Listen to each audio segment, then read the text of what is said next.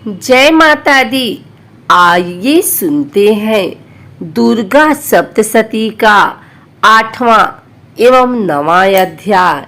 महर्षि मेधा ने कहा, चंड और मुंड नामक असुरों के मारे जाने से और बहुत सी सेना के नष्ट हो जाने से असुरों के राजा प्रतापी शंभु ने क्रोध युक्त होकर अपनी संपूर्ण सेना को युद्ध के लिए तैयार होने की आज्ञा दी।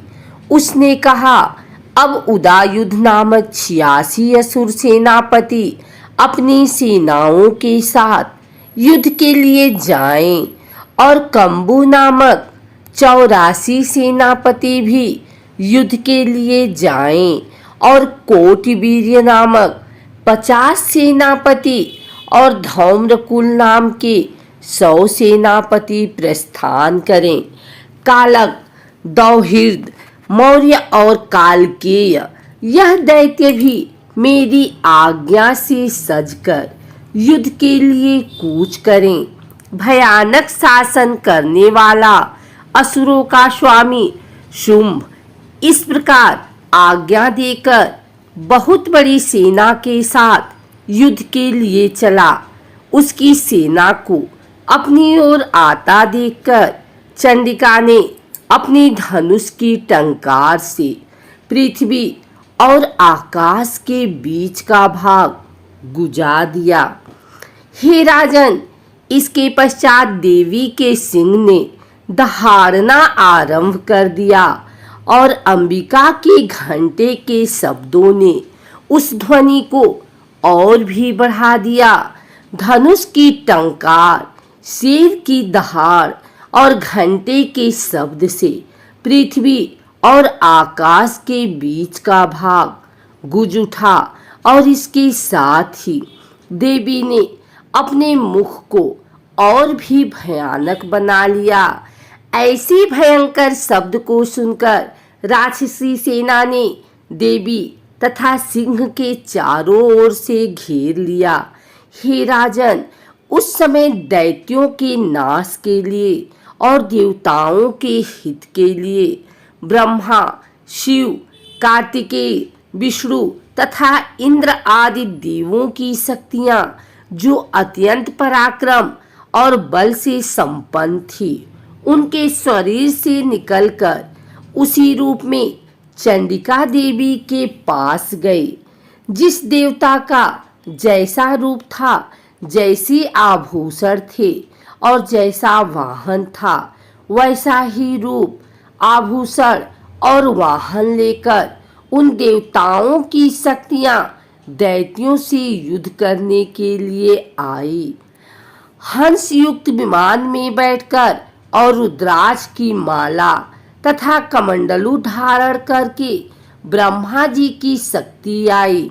वृषभ पर सवार होकर, हाथ में त्रिशूल लेकर, महानाग का कंकड़ पहनकर और चंद्र रेखा से भूषित होकर भगवान शंकर की शक्ति महेश्वरी आई और मोर पर आरूढ़ होकर हाथ में शक्ति लिए दैत्यों से युद्ध करने के लिए कार्तिकेय जी की शक्ति उन्हीं का रूप धारण करके आई। भगवान विष्णु की शक्ति गरुड़ पर सवार होकर शंख, चक्र, श्रांग, गदा, धनुष तथा खड्ग हाथ में लिए हुए आई।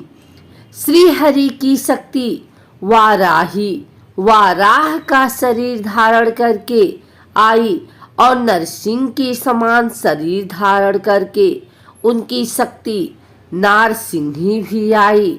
उसकी गर्दन के झटकों से आकाश के तारे टूट पड़ते थे और इसी प्रकार देवराज इंद्र की शक्ति ऐन्द्री भी ऐरावत के ऊपर सवार होकर आई। इसके पश्चात देव शक्तियों से घिरे हुए भगवान शंकर ने चंडिका से कहा, मेरी प्रसन्नता के लिए तुम शीघ्र ही इन असुरों को मारो। इसके पश्चात देवी के शरीर में से अत्यंत उग्र रूप वाली और सैकड़ों गीदड़ियों के समान आवाज करने वाली चंडिका शक्ति प्रकट हुई। उस अपराजिता देवी ने धूमिल जटा वाले भगवान श्री शंकर जी से कहा, हे प्रभु, आप मेरी ओर से दूत बनकर शुंभ और निशुंभ के पास जाइए और उन अत्यंत गर्वीले दैत्यों से कहिए तथा उनके अतिरिक्त और भी जो दैत्य वहां युद्ध के लिए उपस्थित हों उनसे भी कहिए, जो तुम्हें अपने जीवित रहने की इच्छा हो तो त्रिलोकी का राज्य इंद्र को दे दो। देवताओं को उनका यज्ञ भाग मिलना आरंभ हो जाए और तुम पाताल को लौट जाओ। किंतु यदि बल के गर्व से तुम्हारी लड़ने की इच्छा हो तो फिर आ जाओ। तुम्हारे मान से मेरी योगिनियां तृप्त होंगी। चूंकि उस देवी ने भगवान शंकर को दूत के कार्य में नियुक्त किया था, इसलिए वह संसार में शिवदूती के नाम से विख्यात हुई। भगवान शंकर से देवी का संदेश पाकर उन दैत्यों के क्रोध का कोई आर पार न रहा और वह जिस स्थान पर देवी विराजमान थी वहां पहुँचे और जाने के साथ ही उस पर बाणों और शक्तियों की वर्षा करने लगे। देवी ने उनके फेंके हुए बाणों, शक्तियों, त्रिशूल और फरसों को अपने बाणों से काट डाला और काली देवी उस देवी के साथ आगे खड़ी होकर शत्रुओं को त्रिशूल से विदीर्ण करने लगी और खटवांग से कुचलने लगी।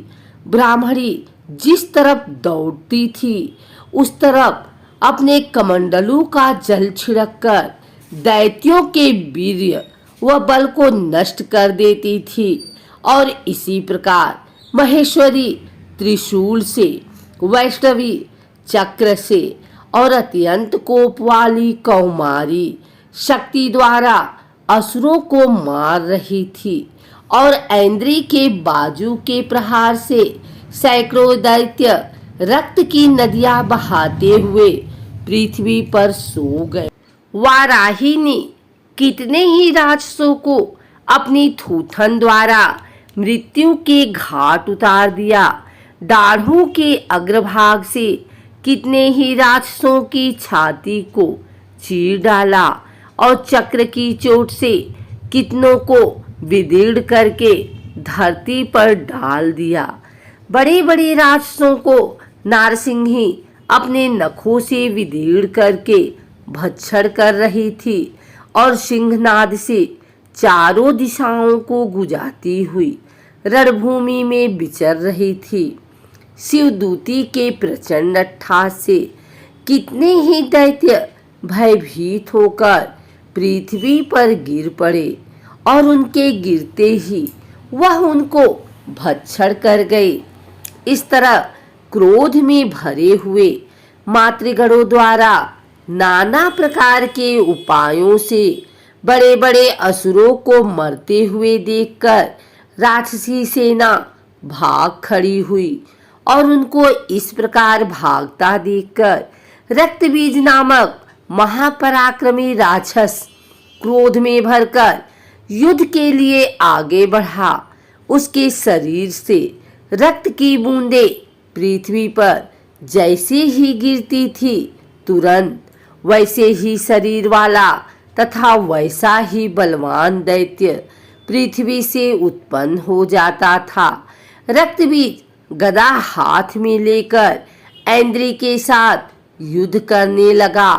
जब ऐन्द्री शक्ति ने अपने वज्र से उसको मारा तो घायल होने के कारण उसके शरीर से बहुत सा रक्त बहने लगा और उसकी प्रत्येक बूंद से उसके समान ही बलवान तथा महापराक्रमी अनेक दैत्य भयंकर रूप से प्रकट हो गए। वह सब के सब दैत्य बीज के समान ही बलवान तेज वाले थे। वह भी भयंकर अस्त्र शस्त्र लेकर देवियों के साथ लड़ने लगे। जब इंद्री के वज्र प्रहार से उसके मस्तक पर चोट लगी और रक्त बहने लगा तो उसमें से हजारों ही पुरुष उत्पन्न हो गए। वैष्णवी ने चक्र से और ऐन्द्री ने गदा से रक्त बीज को चोट पहुंचाई और वैष्णवी के चक्र से घायल होने पर उसके शरीर से जो रक्त बहा उससे हजारों महाअसुर उत्पन्न हुए, जिनके द्वारा यह जगत व्याप्त हो गया। कौमारी ने शक्ति से, वाराही ने खड्ग से और महेश्वरी ने त्रिशूल से उसको घायल किया।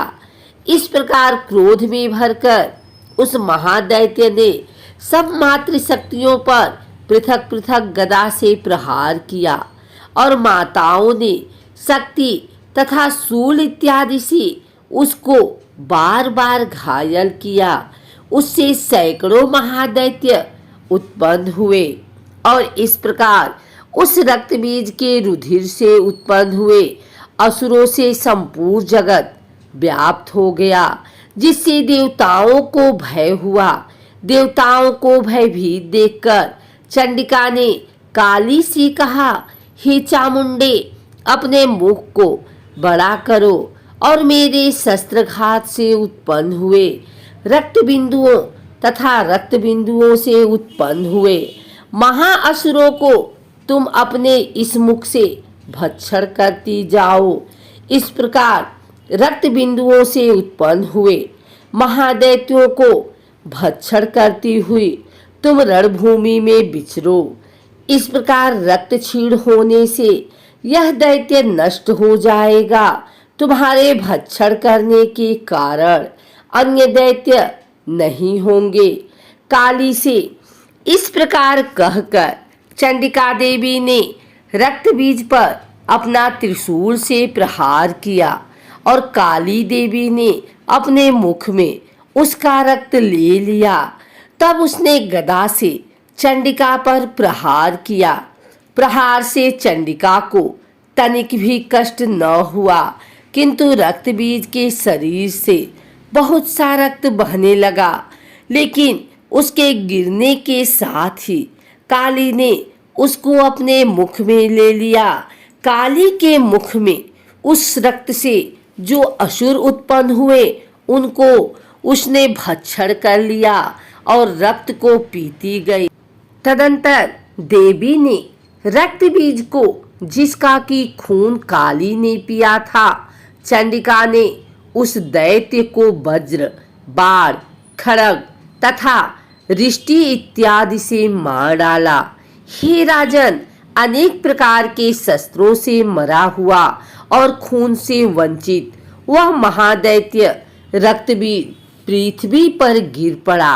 हे राजन, उसके गिरने से देवता अत्यंत प्रसन्न हुए और माताएं उन असुरों का रक्त पीने के पश्चात उद्धत होकर नृत्य करने लगी। 9वां अध्याय प्रारंभ। राजा ने कहा, हे ऋषिराज, आपने रक्त बीज के वध से संबंध रखने वाला वृत्तांत मुझे सुनाया। अब मैं रक्त बीज के मरने के पश्चात क्रोध में भरे हुए शुंभ व निशुंभ ने जो कर्म किया वह सुनना चाहता हूँ। महर्षि मेधा ने कहा, रक्त बीज के मारे जाने पर शुंभ और निशुंभ को बड़ा क्रोध आया और अपनी बहुत बड़ी सेना का इस प्रकार सर्वनाश होते देखकर निशुंभ देवी पर आक्रमण करने के लिए दौड़ा। उसके साथ बहुत से बड़े बड़े असुर देवी को मारने के वास्ते दौड़े और महापराक्रमी शुंभ अपनी सेना सहित चंडिका को मारने के लिए बढ़ा। फिर शुंभ और निशुंभ का देवी से घोर युद्ध होने लगा और वह दोनों असुर इस प्रकार देवी पर बाण फेंकने लगे जैसे मेघों से वर्षा हो रही हो। उन दोनों के चलाए हुए बाणों को देवी ने अपने बाणों से काट डाला और अपने शस्त्रों की वर्षा से उन दोनों दैत्यों को चोट पहुंचाई। निशुम्भ ने तीक्ष्ण तलवार और चमकती हुई ढाल लेकर देवी के सिंह पर आक्रमण किया। अपने वाहन को चोट पहुंची देखकर देवी ने अपने क्षुरप्र नामक बाण से निशुम्भ की तलवार व ढाल दोनों को ही काट डाला। तलवार और ढाल कट जाने पर निशुम्भ ने देवी पर शक्ति से प्रहार किया। देवी ने अपने चक्र से उसके 2 टुकड़े कर दिए। फिर क्या था, दैत्य मारे क्रोध के जल भुन गया और उसने देवी को मारने के लिए उसकी ओर शूल फेंका, किंतु देवी ने अपने मुक्के से उसको चूर चूर कर डाला। फिर उसने देवी पर गदा से प्रहार किया। देवी ने त्रिशूल से गदा को भस्म कर डाला। इसके पश्चात वह फरसा हाथ में लेकर देवी की ओर लपका। देवी ने अपने तीखे बाणों से उसे धरती पर सुला दिया। अपने पराक्रमी भाई निशुम्भ के इस प्रकार से मरने पर शुंभ क्रोध में भरकर देवी को मारने के लिए दौड़ा। वह रथ में बैठा हुआ उत्तम आयुधों से सुशोभित अपनी 8 बड़ी बड़ी भुजाओं से सारे आकाश को ढके हुए था। शुंभ को आते देखकर देवी ने अपना शंख बजाया और धनुष की टंकार का भी अत्यंत दुस्सह शब्द किया। साथ ही अपने घंटे के शब्द से, जो कि संपूर्ण दैत्य सेना के तेज को नष्ट करने वाला था, संपूर्ण दिशाओं में व्याप्त कर दिया। इसके पश्चात देवी के सिंह ने भी अपनी दहाड़ से, जिसे सुन बड़े बड़े बलवानों ने मदचूर हो जाता था, आकाश, पृथ्वी और 10 दिशाओं को पूरित कर दिया। फिर आकाश में उछलकर काली ने अपने दांतों तथा हाथों को पृथ्वी पर पटका। उसके ऐसा करने से ऐसा शब्द हुआ जिससे कि उससे पहले के सारे शब्द शांत हो गए। इसके पश्चात शिवदूती ने असुरों के लिए भय उत्पन्न करने वाला अट्ठास किया, जिसे सुनकर दैत्य थर्रा उठे और शुंभ को बड़ा क्रोध हुआ। फिर अंबिका ने उसे अरे दुष्ट, खड़ा रह कहा तो आकाश से सभी देवता जय हो बोल उठे। शुंभ ने वहां आकर ज्वालाओं से युक्त एक अत्यंत भयंकर शक्ति छोड़ी, जिसे आते देखकर देवी ने अपनी महोलका नामक शक्ति से काट डाला। हे राजन, फिर शुंभ के सिंहनाद से तीनों लोग व्याप्त हो गए और उसकी प्रतिध्वनि से ऐसा घोर शब्द हुआ जिससे इससे पहले के सब शब्दों को जीत लिया। शुंभ के छोड़े बाणों को देवी ने और देवी के छोड़े हुए बाणों को शुंभ ने अपने बाणों से काट सैकड़ों और हजारों टुकड़ों में परिवर्तित कर दिया। इसके पश्चात जब चंडिका ने क्रोध में भर शुंभ को त्रिशूल से मारा तो वह मूर्छित होकर पृथ्वी पर गिर पड़ा। जब उसकी मूर्छा दूर हुई तो वह धनुष लेकर आया और अपने बाणों से उसने देवी काली तथा सिंह को घायल कर दिया। फिर उस राक्षस ने 10,000 भुजाएं धारण करके चक्रादि आयुधों से देवी को आच्छादित कर दिया। तब भगवती दुर्गा ने कुपित होकर अपने बाणों से उन चक्रों तथा बाणों को काट डाला। यह देखकर निशुम्भ हाथ में गदा लेकर चंडिका को मारने के लिए दौड़ा।